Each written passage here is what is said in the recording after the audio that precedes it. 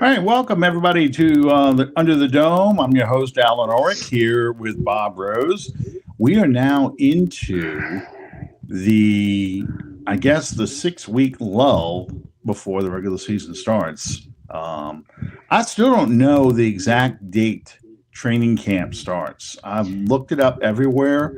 It's sometime the last week of July, Mm-hmm. but um, yeah, I just don't see anything. I went looking for it. They had a news announcement last week, I believe. The Saints are going to go to California.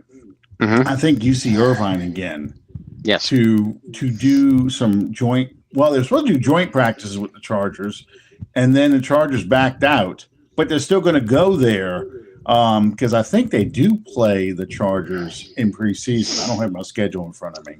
Yeah, they do. They actually open up at LA on the 10th of August against the Chargers. Yeah, so that week before, I think the 6th through the 9th or whatever is when they're going to be practicing up there. So yeah, it's I like them going away for training camp. Mm-hmm. I like them going to places with better weather for them to go to training camp. I get the whole thing about wanting to practice in front of the fans and everything else, but I don't know. I just, especially with a new coach, trying to install his system. There's a quarterback battle. Part of me really wants them to be away from all the possible distractions, and it just be them in a bonding situation where they're kind of living in the college dorms and all that stuff, rather than going home and they just get to know each other, because this is a different team than last year. They have a lot of the same players, but it's a different team. So I like they did it with Peyton's first year in 2006. They went up to Mississippi. They went to lacrosse for so many years. Now they did do training camp at home in 2000, but that was also not open to the public. So I don't know. I mean, I get why people want to have it here, but I guess I really want to do the work. I don't know, and I just feel like they get more work done away from here. And I know the records and everything else when they're not here, versus the records they had when they're here. But I think that has a lot more to do with the construction of the team than than where they had training camp. Yeah, I mean, no doubt. And I'm with you. I like when the team hits the road. It doesn't really allow you to go home. It forces you. Now, these guys spend the vast majority of a 6-month period together, and they see each other more often than they do their families. So I understand that, but that's also in the thick of the season. It's difficult to cultivate relationships when you're when you're in the thick of things, and the bullets are flying at you every other day, for lack of a better term. Like you said, when you're on the road, you kind of get that college dormitory atmosphere. You have roommates. You can engage in more team bonding activities, like what they did when they canceled the last day of minicamp, which is something that Peyton did his first year too. And the players just raved about. You hear stories to this day, about it and how it made them closer as a team. So I do like the philosophy. Well, and that was the thing. He is doing a lot of the Peyton kind of things. He ended OTAs early, took them out to a team building activity where they did paintball, and no one got hurt, thankfully. And then they canceled the last day of the mandatory minicamp by going out to do you know what Top Golf is? Yeah. Okay. Yeah, I've heard of it. It's a New Orleans version of Top Golf. They call it 504 Golf, and it's where the old Times Picayune building used to be on Howard. But Yeah, they have built this big thing where you can go hit golf balls and cut up and stuff, and the players all did that, and they all have loved, the way this team is kind of coming together, and the way that Kellen Moore is running the practices and stuff. It's a very positive feeling right now, and hopefully that translates over to the season too. I mean, all this is great until you start losing. Then Right. it's like we should have been practicing more. We're wasting time. These guys need to hit more. That kind of thing. So that leads to the question of the night. What kind of team do you think Kellen Moore is building here? What do you think their identity is going to be as a football team? I think it's very simplistic on offense, and I use the term simplistic in a couple different manners. They do want to keep things simplified for whomever is going to be the quarterback. A lot of people assume it's going to be Tyler Shuck. I think it's going to end up being that way. Whether it's to open the season or not remains to be seen. But even if it's Spencer Rattler, Rattler had 7 games of experience, 6 starts last year, but that was basically with a with a beat up JV squad, and very much a deer in the headlights look. So you're almost having to hit the reset button with him now. So whichever quarterback wins this job, you do want to keep things simple. You want to allow them to build confidence while they are still being effective in your game plan. Therefore, what's the best way to keep it simple for a quarterback? Simple route concepts, run the ball, ball control, take your shots at measured opportunities, and I think that we see exactly that. With the stable of running backs that they brought in, with the stable of tight ends. Not too many people are talking about that because Jawan Johnson is going to be the starter.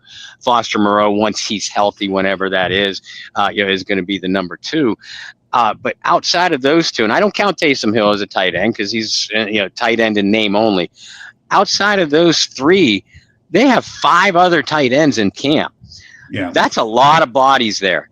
And then about the offensive line changes, the switching of Fuaga, the drafting of Banks, the bringing in of Raduns, and the position switch of Trevor Penning. So it's obvious that they want to get better on the offensive line too. To A, protect the quarterback, and B, establish the running game. Because if you can dominate in the trenches, and we saw this with Sean Payton's better teams, if you can dominate in the trenches, you can dictate to the defense what kind of game that you want to play. And I think ultimately that's what Kellen Moore wants to do, to not put that much pressure on his quarterback.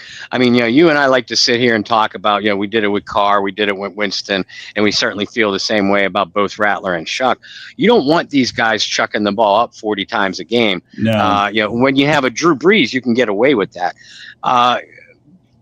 But even when your quarterback is forced, it throws 20 and 25 times a game, if those are in third and long situations, in other words, very predictable passing situations, that's not ideal for a young quarterback to be in, especially with a new coach, a new system, and everybody is learning, pretty much from square one.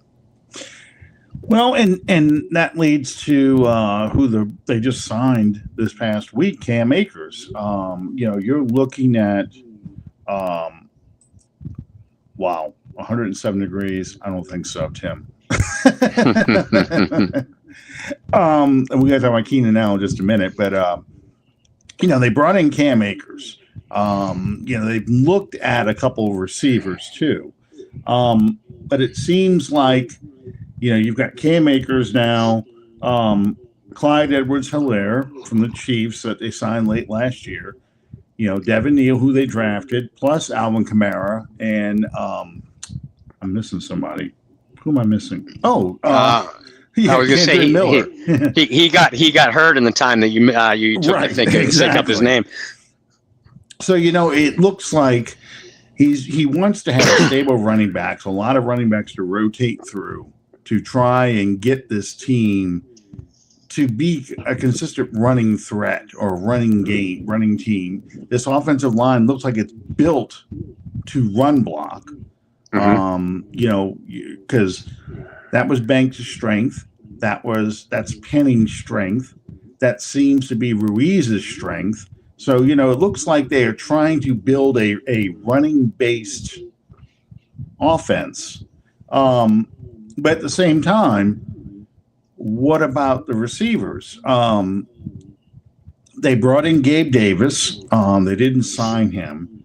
Keenan Allen is still out there, as is not Armani Cooper. God, I'm going way back in time.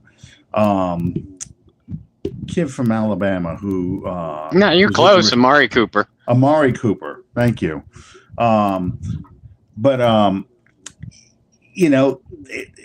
It doesn't like they're in a big hurry to sign a receiver. It looks like, and we talked about this a lot last week, it looks like they are pretty comfortable with the young guys they got. Only looking at maybe signing a guy just to compete with the fourth and fifth slot. The only old veteran they have out there is Brandon Cooks, who can give you a few things but can't do that much. So, it looks like on paper, especially with either a rookie quarterback or a first year, 1 year under the belt quarterback, 1 year veteran with Rattler, it looks like they want to kind of, like you said, have a simplistic offense, keep the training wheels on these guys, and just basically run a team that is run first.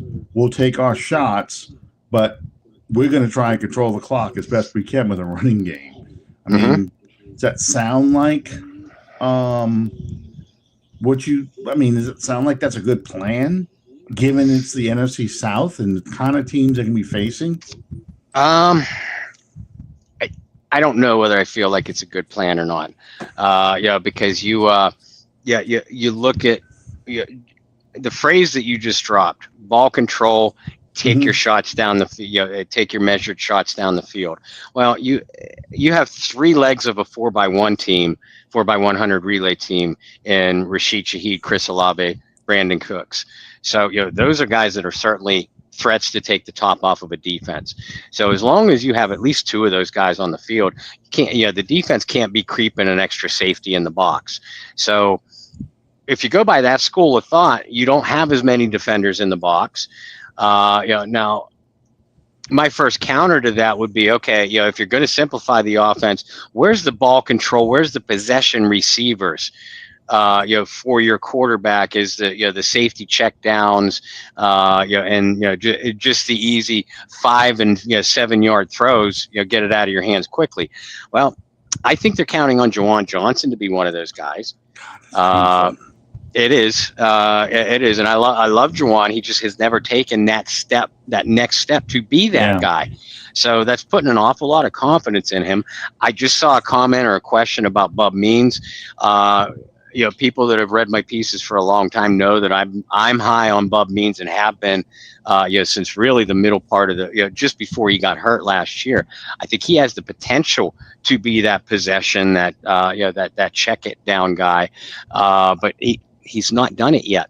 So, again, there's a question mark there. We know Alvin Kamara can be a receiver. So if someone else, whether it's Cam Akers, Kendre Miller, Devin Neal, if one of those guys can establish themselves as another viable threat out of the backfield, then all of a sudden you can use Kamara as a receiver again.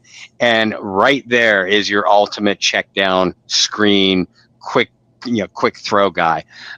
So I don't know that they have the pieces in place that I personally like or feel at least 100% comfortable with to be the easy pitch and catch guys, the Michael Thomases, the Eric Martins, certainly the Marcus Colstons, the Jimmy Grahams.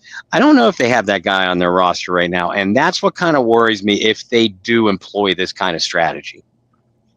Well, and I agree with that totally, because I don't feel like they got that guy on this roster. They don't have that possession receiver or that physical contested catch guy that can go over the middle and move those chains. I think Alvin Kamara is that best guy at it, but that also implies that you have to be able to put him out in space and not run him between the tackles. Mm-hmm. And I don't know, among all these running backs, do you have somebody who's going to do the Mark Ingram, Latavius Murray kind of be a possession runner, that physical inside runner?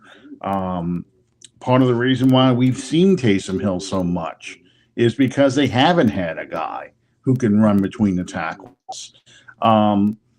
So there's a lot in the air that is going to determine what the identity of this team is.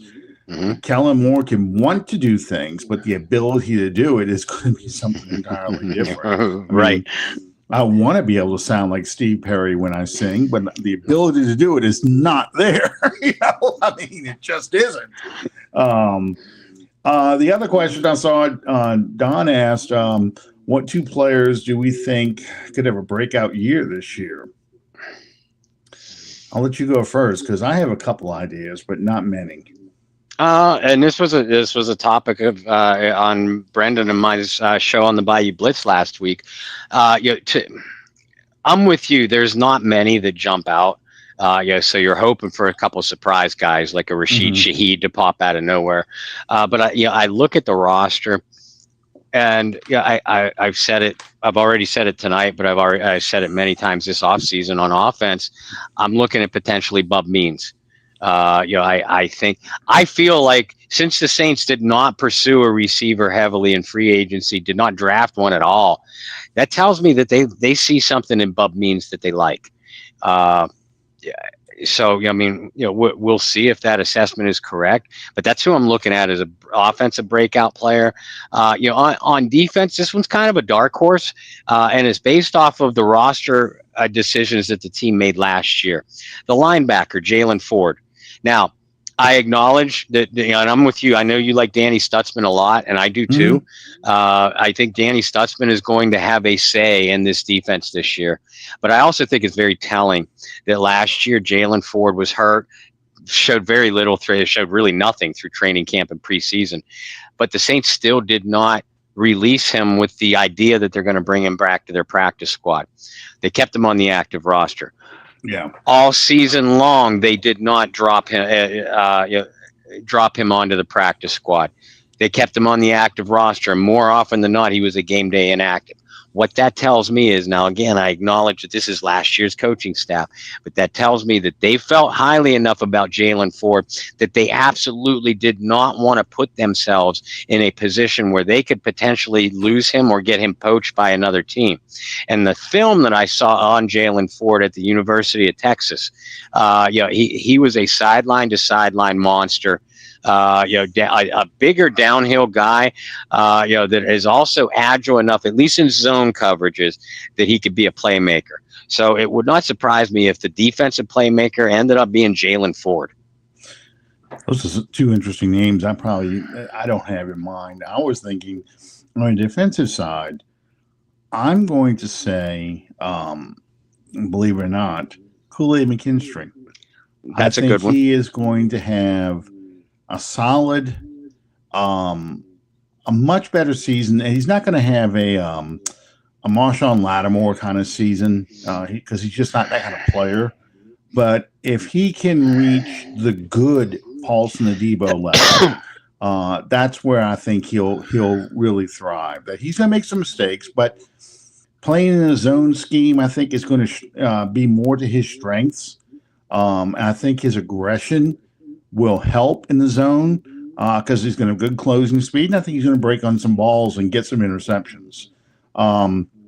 Offense is really, really tough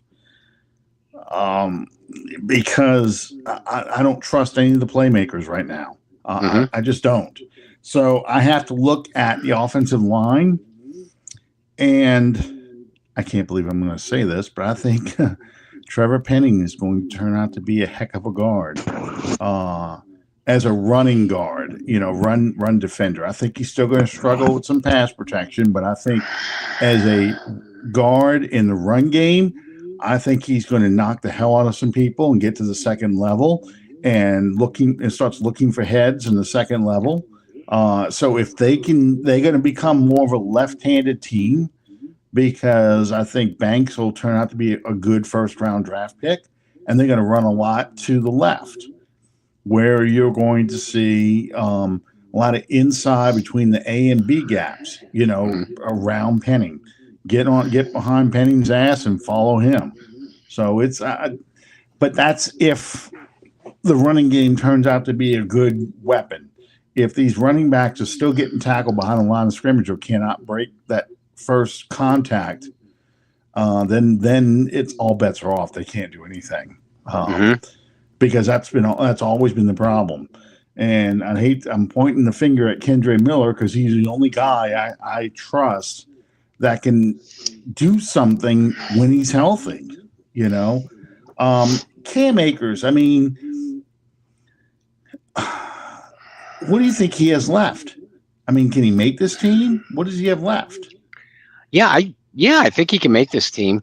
Just like Jordy Hallberg and I talked this morning, you bring in Cam Akers. I think this should be a very clear sign to Kendre Miller. That he better keep his ass on the field, because I cannot see Akers, Kendre Miller, and Clyde Edwards-Helaire all making this team because they don't play special teams. You'll get two of those guys. If they play well, you'll get two of those guys, and then you're probably going to want to keep a Devin Neal around if he's anywhere close to the collegiate runner that we saw at Kansas. I mean, we'll see how much Cam Akers has left. When he was at his best, 3 years ago, he was that inside in between the tackles power runner, with the burst to get to the second level of a defense quickly, or to get outside the tackle, bounce outside the tackles. I do question whether he is that kind of pop left in his legs, because the last few years he has had injuries to his legs. And the one thing that and you're right, Akers is still young chronologically, but it's those knee injuries. It's just like with we were talking about. I was talking about somewhere else earlier that Ruben Mays is the running back a lot of people forget about, but Ruben Mays is a guy that once those Achilles injuries started happening, he lost that burst, he lost that speed, and his career was over within 5 years. I mean, I don't really count those last 2 years, 92 and 93 in Seattle, because he really had nothing left, but he was only with the Saints from 1986 to 1990, 5 seasons. And he missed the entire 89 season because of an Achilles injury. It's hard to see if a guy can bounce back from these type of injuries to still show that burst, that explosive first step to get to that second level and still run with power. And honestly, I think if Edwards-Helaire and Cam Akers makes the team, but Kendre Miller does not, that's not good. That's not a good thing. No.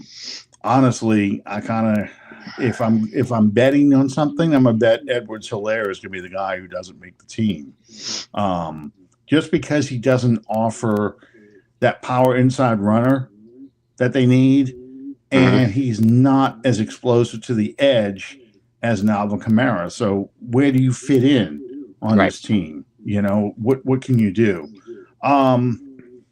So Sean's also asking, do we feel that this team's taking a new look, since we ripped the Band-Aid off and not doing what we did during the Sean Payton era? I mean, just the quarterbacks alone to me is a sign it's a new look. I mean, how would you describe this? Sean, and that's exactly what we're sitting here talking about, kind of wondering out loud. Okay, this is going to be a different offense. We're wondering what kind of offense it's going to be, and Alan and I are speculating on that based off of the personnel, that we see, and the personnel decisions that they've made, who they've drafted, who they've signed, who they haven't drafted, who they didn't sign. And like you said, young quarterback, it makes sense. That you're going to want to keep it pretty simple and not throw too much on this young man's plate, whether it's Shuck or Rattler. Now, the one thing that I do like is, you bring Shuck in as a rookie, in Moore's first year. Moore's doing the installation without the rest of these offensive guys already knowing what kind of offense this is. So I know a lot of people might think, okay, that isn't a good thing because everybody's learning from page one. I think it is a good thing because everybody is learning from page one. So the receivers, the backs, the linemen, they're learning right along with Shuck and Rattler because all these guys are starting from page one of the book rather than a couple guys. Okay, I'm 2 chapters in because I've been in this system for 2 years. I'm 8 chapters in because I'm a veteran. Things like that. They are learning, and we talked at the very onset of the show about building camaraderie, building companionship, building trust in your teammates. That's the way to do it. Learning together. So I think whatever identity that this team establishes, and I still believe it is going to be a simplified run control or a run-based ball control attack. They're going to be learning at the same level or at the same pace. Excuse me. Yeah, and I totally agree with that because to me, the number one thing that this team is going to do is install this thing week to week. It's not going to be what you have traditionally seen where the team is coming out of the gate smoking. Because these guys know what they're supposed to do. They're running basically the same offense they've run for the past 16 years. It's going to be a slow process as they figure out what they do well, honestly. And with 2 young quarterbacks, I expect them to run the ball a lot and try and protect these 2 young quarterbacks and keep them out of situations where they are going to be exposed, where they have to throw the ball and they have to get the exotic blitzes, the exotic coverages, and things like that will throw off these 2 quarterbacks because one is a rookie and the other is a guy who he's had a year experience, but he still struggles to read coverages. He still is susceptible to being blitzed because he hasn't shown that he can make a team pay for blitzing him. I think they had a stat out I saw not long ago, Rattler's completion percentage when he has no pressure versus Rattler's completion percentage when he's got pressure in his face. And it goes from like his rating, I think, was something like, 105 with no pressure and like 46 when he has pressure. So, you look at this going, you can't put these guys in a situation because they're going to hold the ball too long and they're going to take a lot of sacks no matter what the protection's like. They've got to have a lot of help. They got to have a lot of guys they can dump the ball off to quickly, all that kind of stuff. So Don's question is, who do you think has more potential to be the next franchise quarterback, Spencer or Shuck? I don't know if either one are going to be a franchise quarterback, but I do know that Shuck is Moore's guy. So if Rattler beats him out, unless Rattler totally dominates and, it's obvious that he is the better quarterback, it's going to be Shuck. And if Rattler gets the first start of the first game of the season, there's going to be a hook sitting there waiting for him. Because you drafted the guy at 40 overall. You drafted him because you looked at the quarterbacks you had on your roster and you said, I need to get me a quarterback.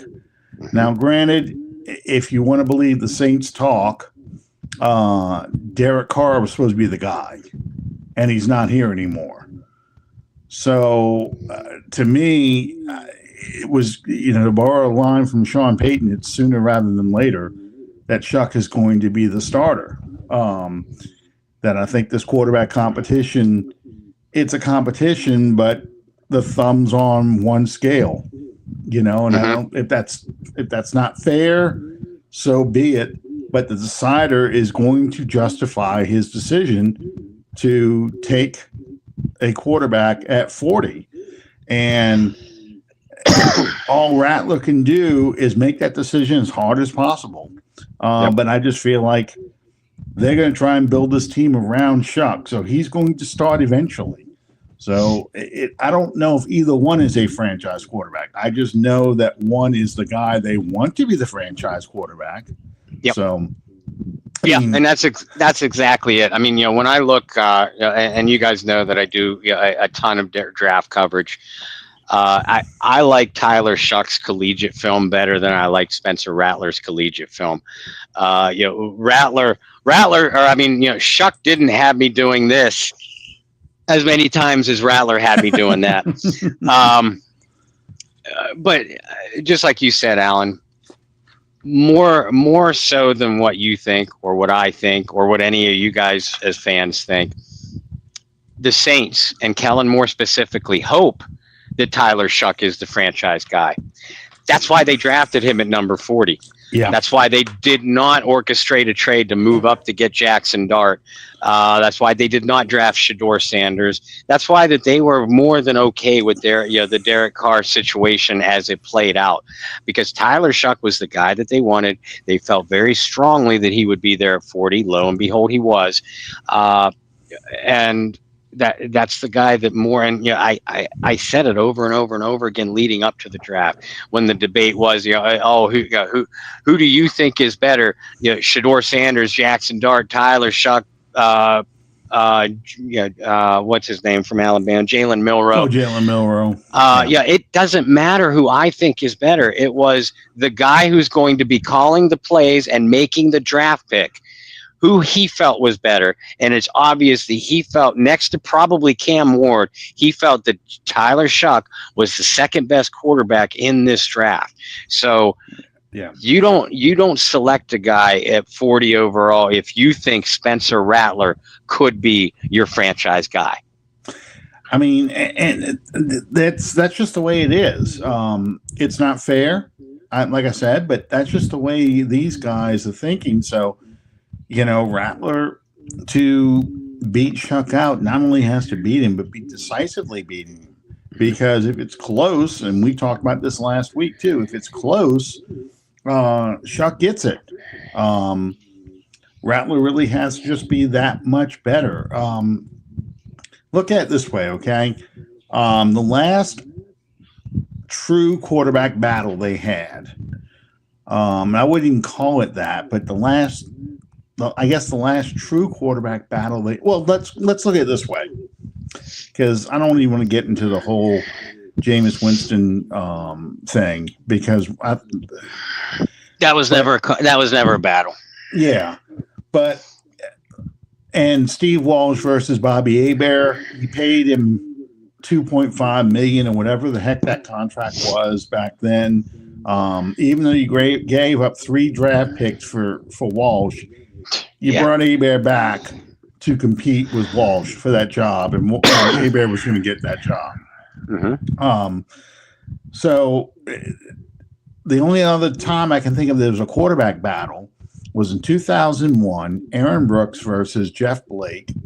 And again, that wasn't really a battle anymore because they had made the commitment that Aaron Brooks was going to be the guy.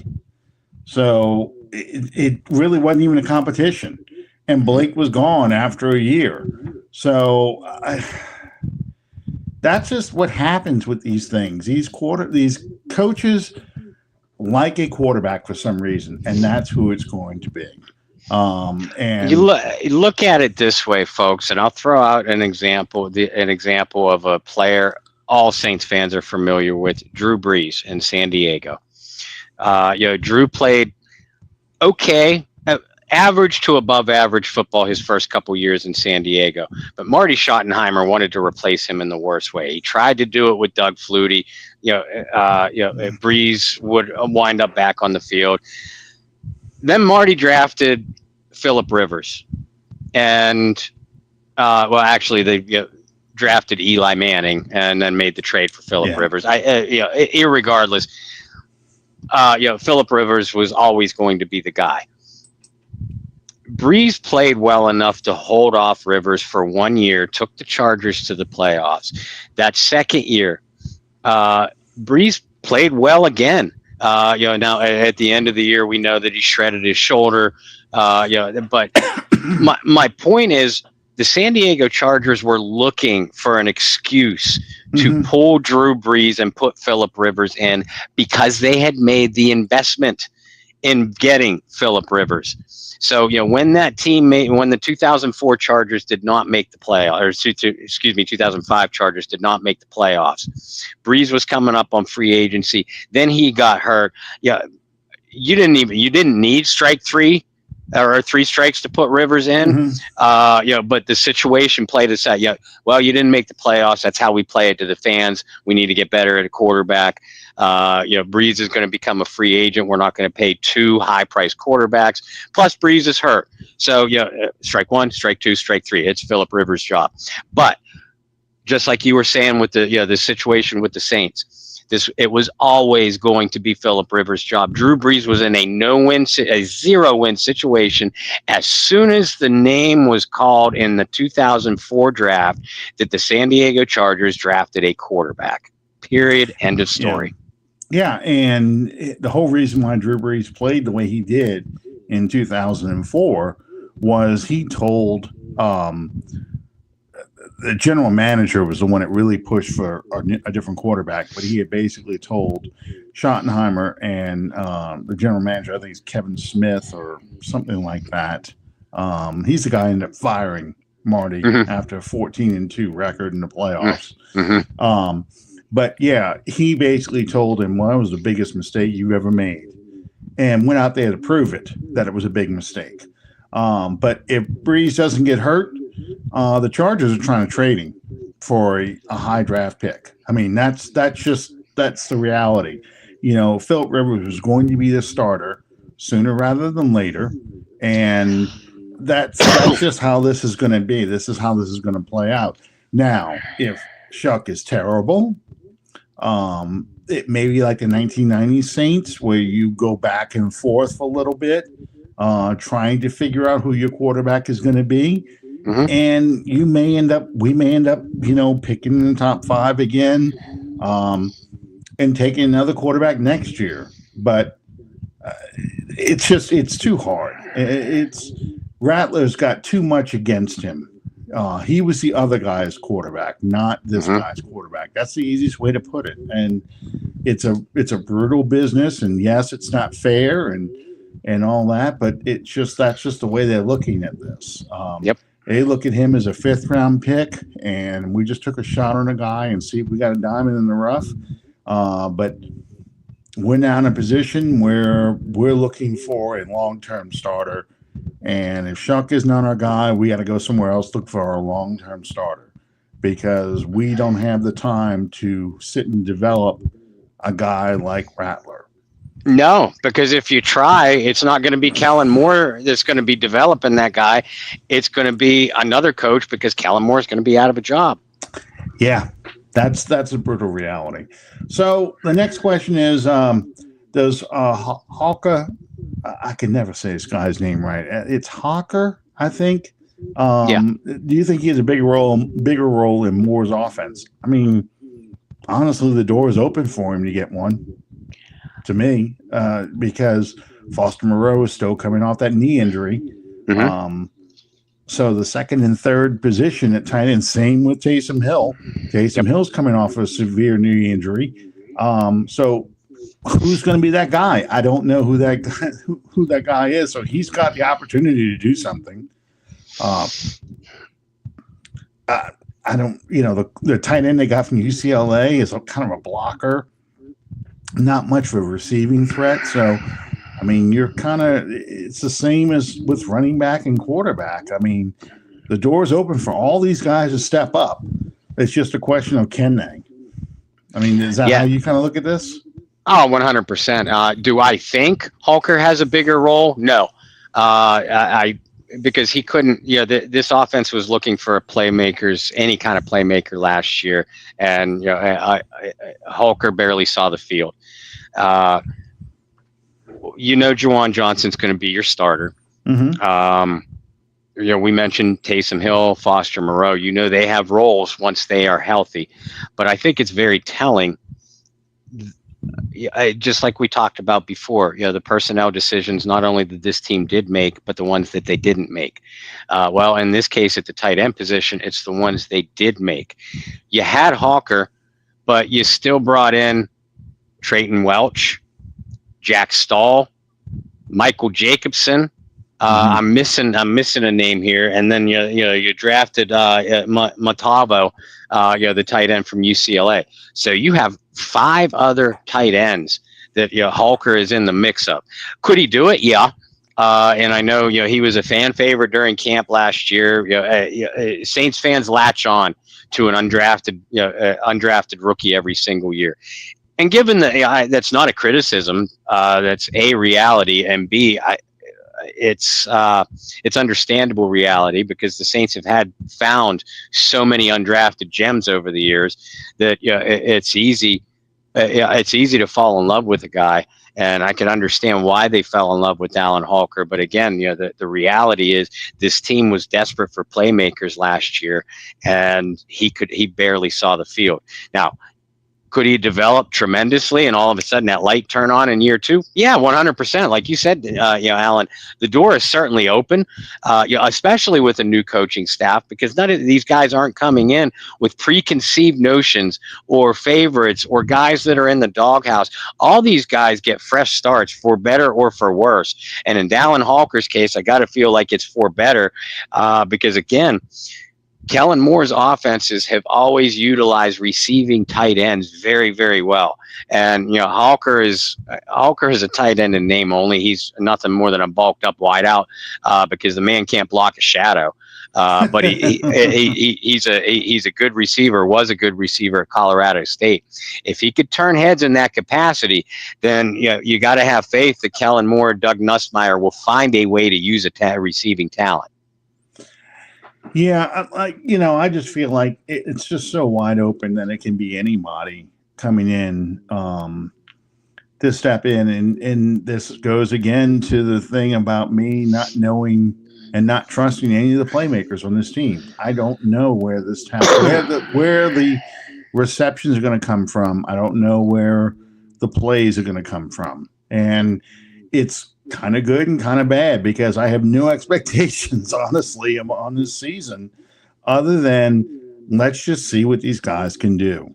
So Hemisphere is asking, does Haener get cut?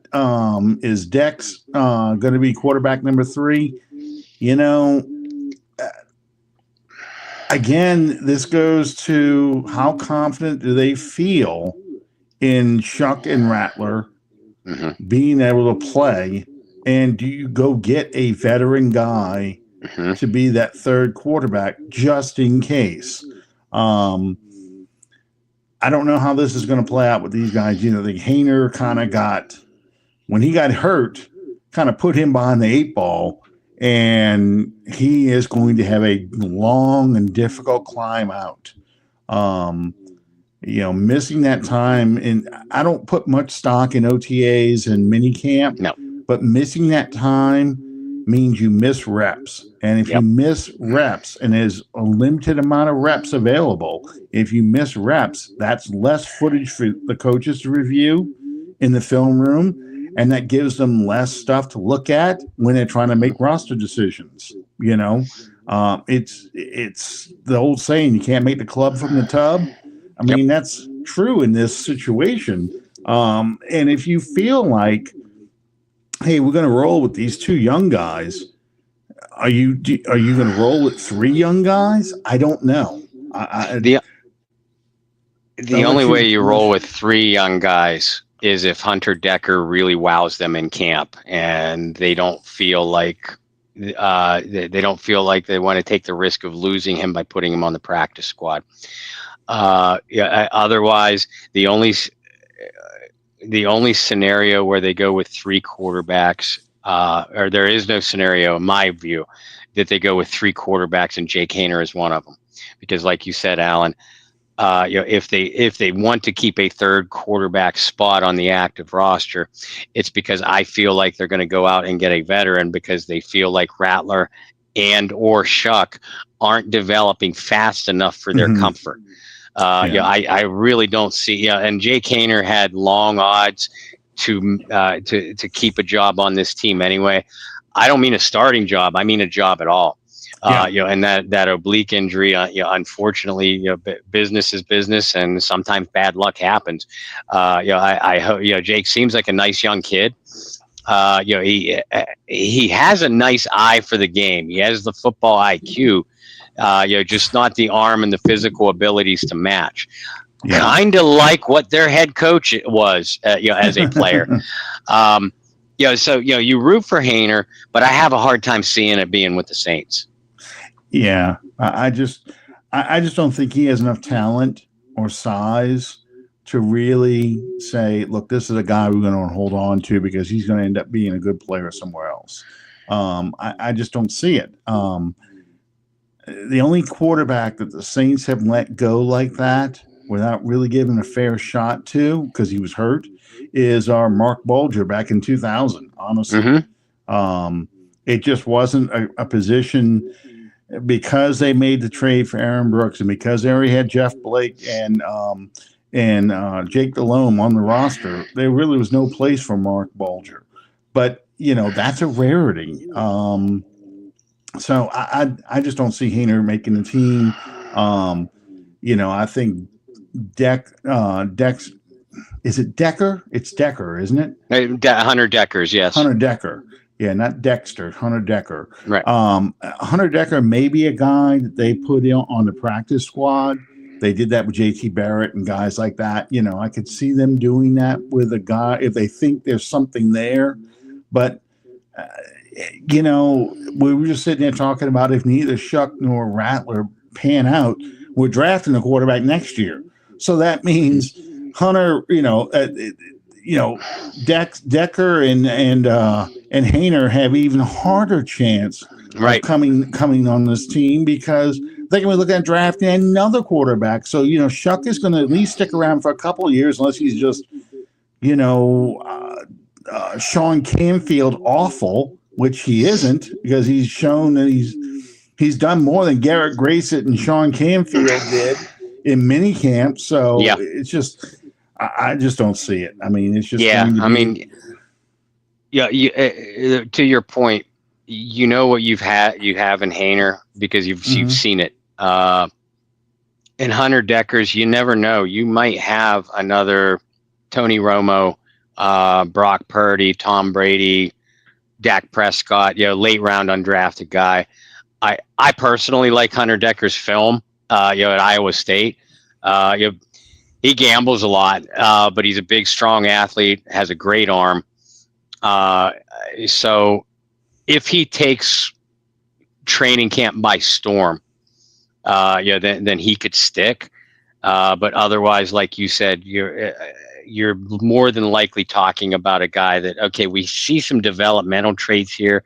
We'll stash him on the practice squad and hope to get a year of development out of him before we take another evaluation on him in 2026. Yeah, most of the time you have developmental quarterbacks is because you've got a veteran that's been your long-term starter or been a starter for a while and either is the wrong side of 30 or is a guy that you're looking to upgrade from. So you're thinking, okay, I might be able to develop somebody to be a backup and then eventually take the job like Tony Romo did to Drew Bledsoe.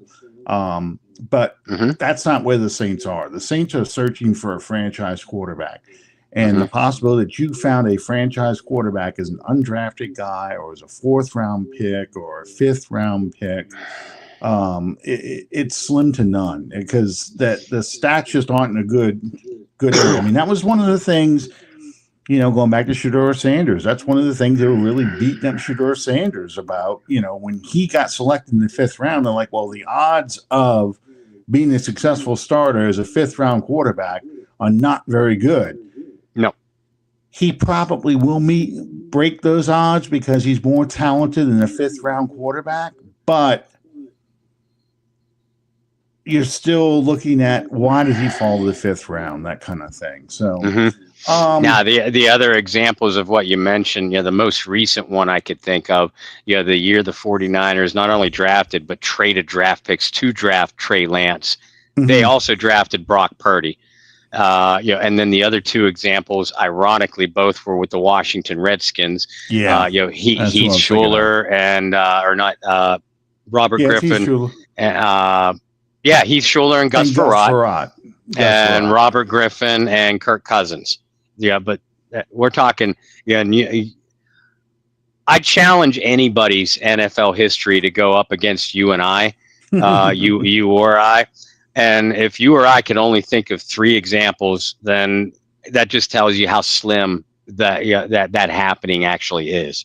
Yeah, I mean, the Pittsburgh Steelers famously kept Jim Finks over Johnny Unitas, and they did it again with Lund Dawson. Didn't play him.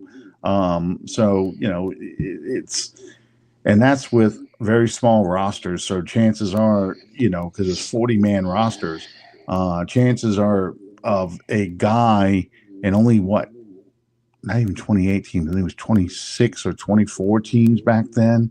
I have to go back and look because the Cowboys and the Vikings didn't come until 1960. So yeah, I think it was 24 teams and 40-man rosters. So there was a lot of talent out there, which is why the AFL was so successful. Yes. Poaching some of that talent, Jack Kemp and Len Dawson and George Blanda and people like that. Guys who just looking for an opportunity they weren't getting in the NFL because there weren't enough teams and enough roster spots. And just real quick, Hemisphere, I think that's just somebody's wishful thinking. You need the draft picks. You're trying to rebuild a team. You need draft picks. I would not trade for a guy like Hooker. There's nothing wrong with him, but you're not in a position where, okay, this guy looks like he's going to be my next starter, so I'm going to trade for him. Like you did with Aaron Brooks. Again, you don't have that veteran quarterback. If Shuck is not the guy, if Rattler ends up being your starter for a while and he's not the guy, you're going to be looking at drafting a guy in the first round next year. So why would you make that trade if you're going to draft a quarterback anyway? Yep. And then you get the 5-year deal. You get the whole thing you get with a first round pick. You're picking in the top 5, top 10. It's a quarterback rich draft. All those things. So I just don't see that happening. We talked a little bit about wide receiver a little while ago, Sean. But let's look at cornerback. Okay. I don't know how accurate this is. I just saw it on Over the Cap. They had a little blurb. If Isaac Gidham starts or gets X amount of playing time, somehow he's going to cost us a 4th round comp pick if that we're going to get for Paulston Debo if he starts so many games. So to me, that means I'm going to do like Jim Finks did with Ironhead Hayward. Your ass is going to sit. I'm going to play Rico Payton before I play you and risk losing because you're not the kind of guy that's going to change the fortunes of a defense. So I'm looking to sign Asante Samuel Jr. After July 1st when he can probably pass his physical. I mean, is that how you looking at this? Or are you still looking at Jair Alexander as, yeah, I know you're 29. I know you're hurt a lot, but if I can get you on a cheap deal, because no one signed you yet, if I can get you on a cheap 1-year deal, I'll take a shot on you. If they could get Jair Alexander on a cheap 1-year deal, I certainly wouldn't be opposed to that, but I still don't see it happening. I think there are still multiple teams. I think the reason Jair Alexander has not signed yet is not because of team interest. It's because he is weighing offers behind closed doors. And in the Saints case, I don't think in the Saints case, I don't think that They don't. I don't think they have any viable interest, legitimate interest in Jair. I think the sights, Brandon Staley's sights, have been set on Asante Samuel since day one. Yeah. And if they don't get Samuel, then they're probably going to roll with you mentioned Isaac Yiadom and Rico Payton. You also have Quincy Riley, the 4th-round cornerback from Louisville, who I think is going to fit this system very well. And if they don't work, if push comes to shove, you can put Alontae Taylor in that spot. It's not his best position, but he can play it. Yeah, and you put Ugo Amadi as the nickelback. I know who you're talking about, Sean. You're not talking about Trent Richardson. You're talking about Anthony Richardson. Which is the quarterback version of Trent Richardson. Yeah, because Trent Richardson, I think when you try to pull his name up, missed the hole. So it's funny. I was just talking about Trent Richardson the other day at work. I saw that stuff, but it's too late for Anthony Richardson and the Colts because they really will screw themselves if they go and cut bait with him. I mean, I'm more concerned about one of the owners wearing a headset on the sidelines because she wants to listen in what's being said so she knows what's going on. She's not going to know. This is going to sound so damn sexist, but you hearing the play call and the discussion between the coaches as they talk about who just screwed up on the play or whatever, that doesn't help you. What helps you is sitting in the film room, sitting and listening to the game plan. And I'm sorry, that's not a good thing for owners to sit and listen to this because you're going to end up making emotional decisions. And God, this sounds so misogynist, but you get caught up in the game, and then you become like Jerry Jones and Daniel Snyder and all the rest of the damn aggravating, interfering owners who think they know more than they do, especially a guy like Jerry Jones. You got to let your coaches coach. You cannot micromanage these people. You have to let your coaches coach. Trust that you make the right decision. Let your coaches coach. Let your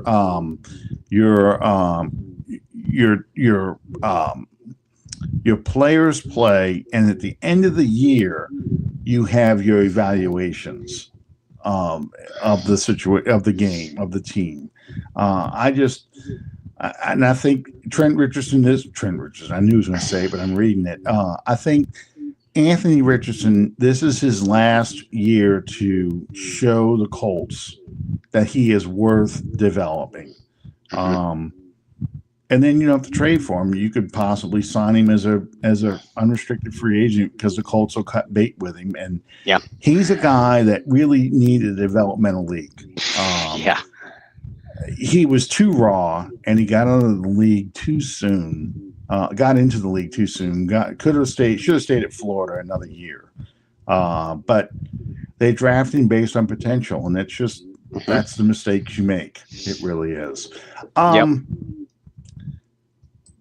again, I'm sorry to interrupt, but again, if your Shuck Rattler experiment doesn't work, you're drafting a quarterback in the first round next year, and you get the whole 5-year deal. So you're not trading for a quarterback. You're not doing anything like that. You're going to draft a guy next year, and you're going to be in a high enough position, and that you're going to be able to get more talent too. And you're going to have more money now in free agency, so you can sign some more veteran players. It's a rebuilding team. We're not trying to win the division. We're not trying to get to the playoffs. We'd like to, but you're not. It's not playoffs or bust anymore. Now we got to build a new team, and I think that's a good place for the team to be right now. Go ahead, Bob. I'm sorry I cut you off. Even if it was playoffs or bust, is Anthony Richardson going to put you over the top? Is Hendon Hooker? Is Kenny Pickett? Is Jameis Winston? The answer to all those, and I love Jameis Winston. The answer to all those questions are no. The quote unquote trade rumors for Richardson, and I hadn't seen Richardson. I had heard Hooker. And before that, it was the trade rumors for Cam Jordan wants Jameis Winston back. No, Cam Jordan just really loves Jameis Winston as a person. Is the reality. And before that, it was, well, the Saints are going to trade for Kenny Pickett. Those are all national media morons that don't bother doing their research, have no idea what the Saints situation is. All they think is the Saints need a quarterback because they didn't draft who I wanted them to draft. They didn't draft Shedeur Sanders and they didn't draft Jackson Dart. Therefore, they must need a quarterback, right? So, well, let's see. Kenny Pickett used to play for Kellen Moore, so bam, that makes sense. Anthony Richardson is a former high draft pick, so that'll create headlines. So, let's move pieces around the checkerboard when we don't know how to play checkers. That's exactly what it is. Well, it's funny because that's why we started the show with the identity crisis of this team, because are we a team that's going to try and build to the draft, or are we a team that's going to try and sign aging free agents or making trades for young free agents, a la the Raiders with, former first round bust and things like that, to see if we can turn these guys around and with this locker room and this team? And I mean, I think the Derek Carr retirement kind of sealed the deal, where they've decided they are going to rebuild. Because they have to. You don't have a veteran quarterback. You don't have certain weapons. I think if Carr was healthy and Carr was playing at a high level for them and was successful for them, maybe they do make some aggressive moves like what they've done in the past, where they've traded for guys or gone out and spent more money and, pushed the cap down the road to get that top tier defensive end or that top tier receiver or running back or whatever the hole was that they're missing. I think just, the way this team is right now, they're like, you know what? Let's just start young. Let's hold on to our draft picks. Let's do the things that we have to do to be a young team. And that's just the way it is. We've had some good questions tonight. And it's some new people in here. People I've never seen before. Sean H is one. Another one was let me go back here. Don asking a question. Two questions. Mark was back. Mark's been a regular now, but yeah, a lot of people I'm not familiar with popping in. So yeah. Yeah, happy to see it, guys. Absolutely. Alan and I had an off-season topic that we don't have time for tonight, thanks to you. So thank you. No, really. I mean, I was going to talk about the best defensive linemen and best linebackers because it gets to the point where I'm thinking about this at work and stuff, going, what the hell are we going to talk about for an hour on this show? I mean, and I really appreciate the new guys coming in. I appreciate all the questions being thrown at us. Hemisphere's asking another one right here. What players on defense can benefit from this new 34 scheme? And while he's taking a drag of his cigarette, I just want to point out that when you think of the 34 defense now, you can't think of it in terms of the dome patrol, where you've got 4 linebackers out on the field at all times, 3 down linemen, 4 defensive backs, maybe a 5th one with one of the linebackers becoming a down lineman or something. You can't look at it that way, because that's not how the league is anymore. It's a speed game. It's multiple wide receivers, 4 and 5 receivers out at a time. So you're going to see fewer linebackers. But like the skill positions on offense, I feel like the 3-4 defense that we're going to try and run, a lot of question marks there. Who do you think, Bob, will benefit from this defense? I think the zone scheme will help the secondary, but I don't know about the front 7. Yeah, I don't either. I mean, Demario Davis is the kind of player, and I think he has enough gas left in the tank. He's the kind of player he's gonna stand out in any scheme, so I'm not worried about him. A lot of people assume, this is going to be a better scheme for Chase Young. This is going to be a better scheme for Carl Granderson because they're going to play more stand-up rusher. They are going to play more stand-up rusher, but I don't know whether that's going to be good or bad. The one I think it benefits the most I think is going to be Brian Bresee. You look at a player like Cam Hayward in Pittsburgh and the career that Cam Hayward has had predominantly in three-man defensive lines. I think that's what kind of player Bresee can be, because he's not, he's still gonna be titled on the roster and the depth chart as a defensive tackle, but in a three-man front, he's not going to play nose tackle. He's not that body type. He's not that type of player. He's going to be your hand in the dirt end in your three-man front. And if you have even a reasonably athletic stand-up rusher alongside of him, whether it's Chase, whether it's Granderson, I think Bresee is going to see more one-on-one blocking, and I think he's going to benefit from that. So, now, to your point, Alan, there's a lot of ifs that come with that. Chase Young has got to be effective as a stand-up rusher. You have to find a nose tackle that's going to eat up those double-team blocks. Not fill up the stat sheet, but eat up the blocks. If those two things happen, then, like I said, Bresee is going to see more one-on-one blocking than he has at any point in his career, and I think he could feast. I like it a lot. And my son went to the mini camp Wednesday last week, and he came back and he says, "Look, Dad," because he was right there getting autographs signed and stuff, and Chase Young was signing autographs. He's like, "Chase Young's a specimen." I'm like, "Well, I know that. You look at that dude. If I was going to draw up a pass rushing defensive player, I would draw up a guy who looks like Chase Young. I mean, he's got it all.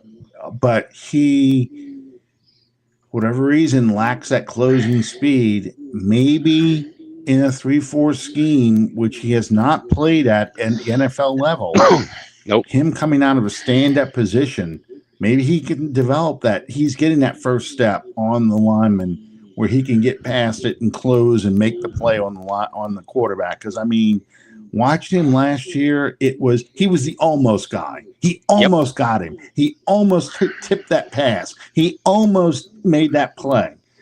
Yep.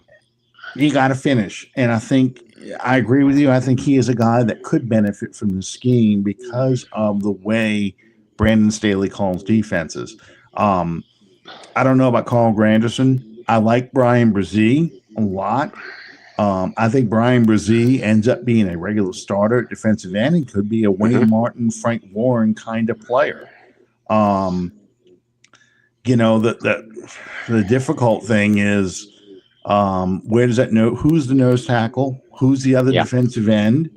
I love Danny Stutzman, and I'm hoping he ends up being one of those inside linebackers. But he's got to beat out Werner to justify playing him alongside of Demario Davis, even though he's listed as a weak side linebacker in the quote unquote depth chart they got now. Right. Look, Sean asked this question: our favorite player. Does Foskey even make the 53-man roster? Jordy Haltberg loves him for this system, and the more I think about it, Jordy's reasoning for loving it makes sense, because he piggybacked off my point of the Saints didn't bother going after any edge rushers in free agency, and they didn't bother with the position until the 7th round of the draft. So that a lot of people, that automatically leads to the assumption, correctly so, that Brandon Staley believes that Granderson and Young are going to be effective here. Beyond that, you still need a third guy. Because injuries happen, these guys need breathers. Well, I mean, right now that third guy is going to be Foskey, right? Based off of experience, anyway. So the fact that they didn't address the position literally at all tells you that maybe they see something in Foskey. So personally, I have Foskey listed on the roster bubble because this young man looks absolutely lost in his first 2 seasons and is a 100% non-factor. But if you're looking at a dark horse breakout player defensively, maybe he's the guy. Well, I got Foskey as he has to get to Kendre Miller first level, where you see flashes of the talent. I mean, we haven't even seen flashes of the talent, No. and that's what's so hard about all this. Right now, I'm leaning that he doesn't make the roster because he has to come out there and just show what he has not shown all year, his whole NFL career. He has to show that he has explosive speed off the edge, that he's basically unblockable, and that when he decides to go after the quarterback, he is there in no time and just disrupting things because they're going to roll with Carl Granderson, and that's who he's got to beat out. Essentially, is Carl Granderson. So, I mean, it's going to be a very, very tough position for him to make this team, and I think, Foskey, and this is what's so frustrating because both Foskey and Miller were highly productive in college, and they played for major college programs. They were productive at a high level. This wasn't like Wilmot Perry or Troy Davis or some of these players that Mike Ditka drafted, where guys, they were productive, but they were playing for Division II schools, Division III schools, and they're not ready for the NFL. They were beating up on NFL quality players, guys that were drafted in the first round by other teams, and they haven't done anything in the NFL. And that's what's so hard about these guys. So right now I got him not making the team. Yeah, this guy Diggs may end up challenging him because if Diggs shows anything, he's shown more things than what Foskey's shown. Yeah, I like Diggs a lot, but again, this is a 7th round pick. So, you don't, as coaches, as talent evaluators, you don't go into the draft saying, oh, this 7th round pick is going to take the job of my 2nd round pick from 2 years ago. You hope that he does, because I mean, that's how you build teams, by finding late round draft gems. But you don't count on that because if you do, you're on the unemployment line in no time.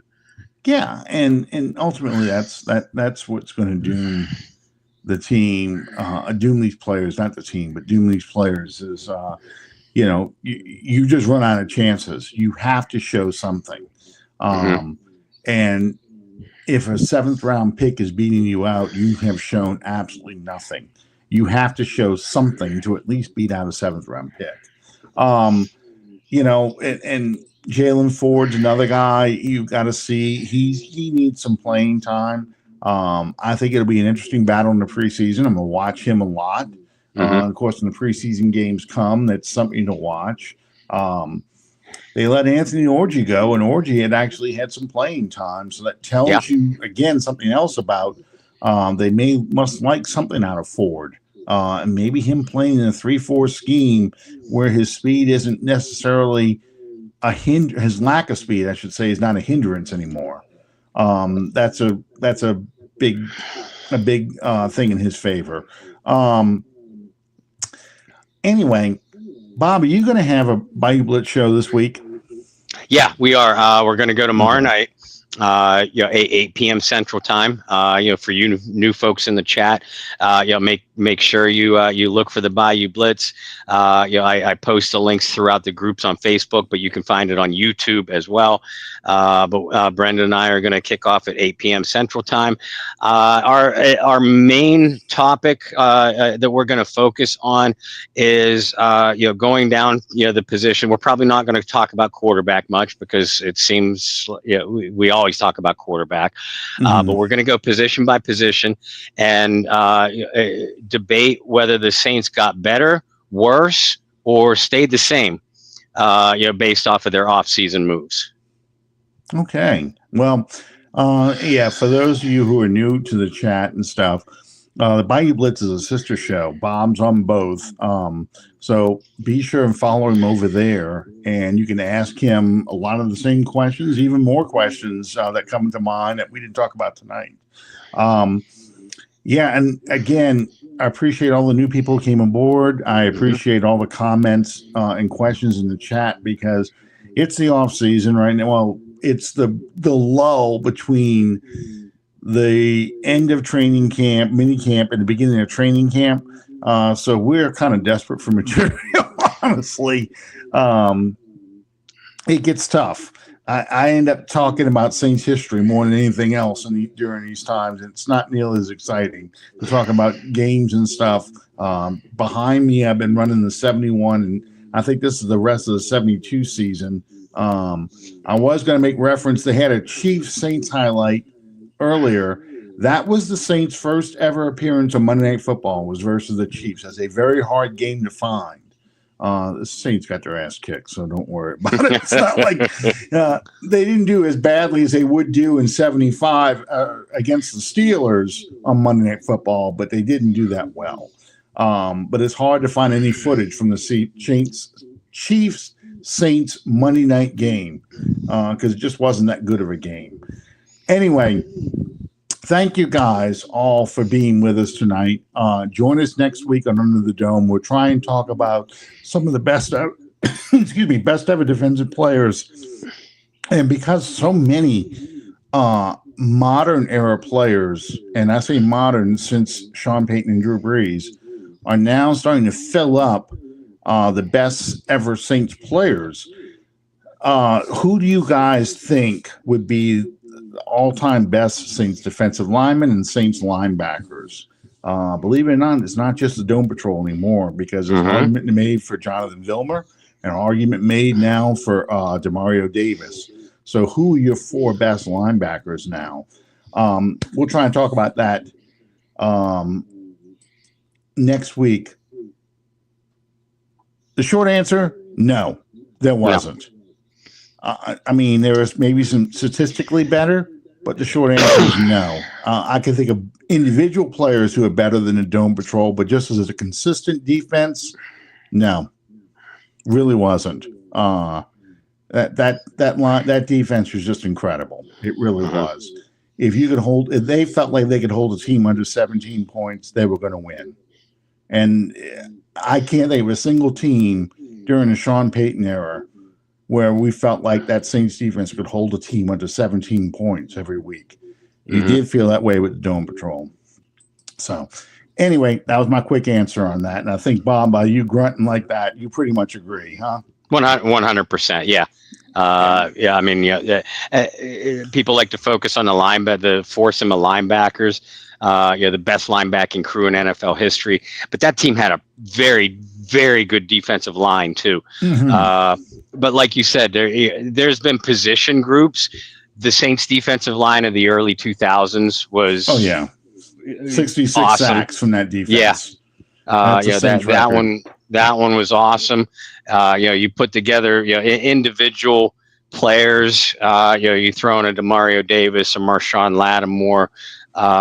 Players like that, as Sammy Knight, those players would play on that Dome Patrol unit, but the defense as a whole, none better. And if that Saints team would have won even one Super Bowl, they'd be talked about among the best defenses in NFL history. Yeah, it really was the offense that was holding that team back. And it's not just Carl Smith and Bobby Hebert. It was the lack of a consistent running game inside and outside. I think that really held that team back because there was at least two playoff games where if they just ran the ball against Atlanta and against Philadelphia, they win those games. But they just couldn't run the ball consistently. They really couldn't. And that's what doomed them. So anyway, that's a good topic to talk about for next week. But in the meantime, thanks, Bob, for sticking with me. I know you're ready for bed. I am too. And we'll see you next time on Under the Dome. Good night, everybody. Good night, all.